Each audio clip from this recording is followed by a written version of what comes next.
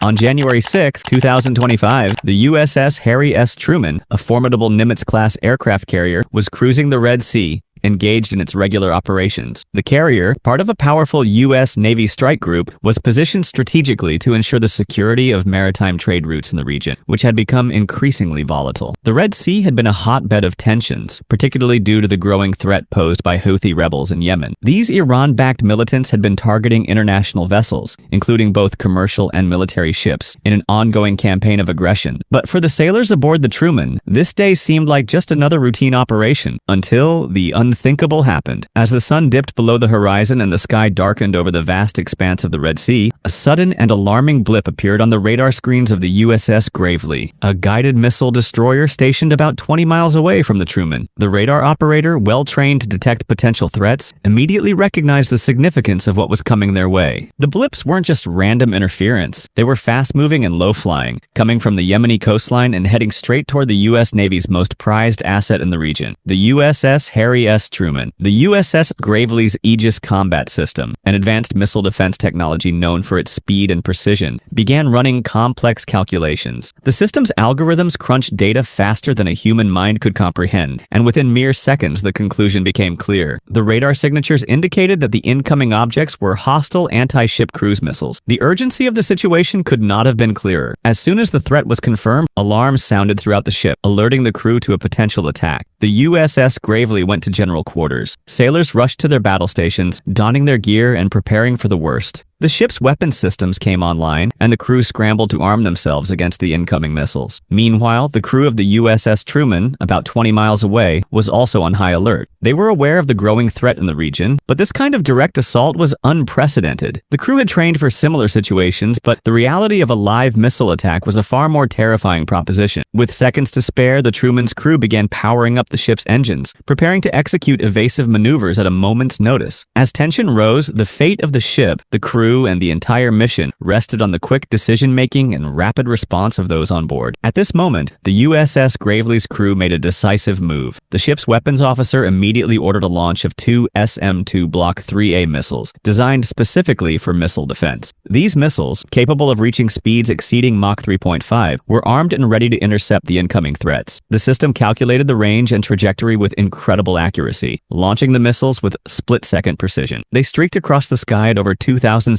miles per hour, racing toward the incoming C-802 anti-ship missiles, Chinese-made subsonic weapons that had a deadly reputation. One of the missiles was destroyed in a massive explosion, leaving only a trail of smoke and burning fragments in its wake. But the battle was far from over. The second incoming missile, a C-802, was still on course to strike the Truman. The crew of the Gravely fired another pair of SM-2 missiles to intercept the threat. Within moments, the second missile was also neutralized. The USS Truman was now safe, thanks to the skill and quick thinking of the crew aboard the USS Gravely. But just as the crew began to exhale, a new threat appeared on the radar. 4 Shad 136 drones, slowly closing in on the ship. These drones, though much smaller and slower than the anti-ship missiles, presented a significant risk. Armed with 50-pound warheads, they had the potential to cause serious damage to the ship, even if they couldn't sink it outright. Despite their small size and low speed, the Shahed 136 drones were capable of significant destruction, and their sheer numbers could overwhelm defenses.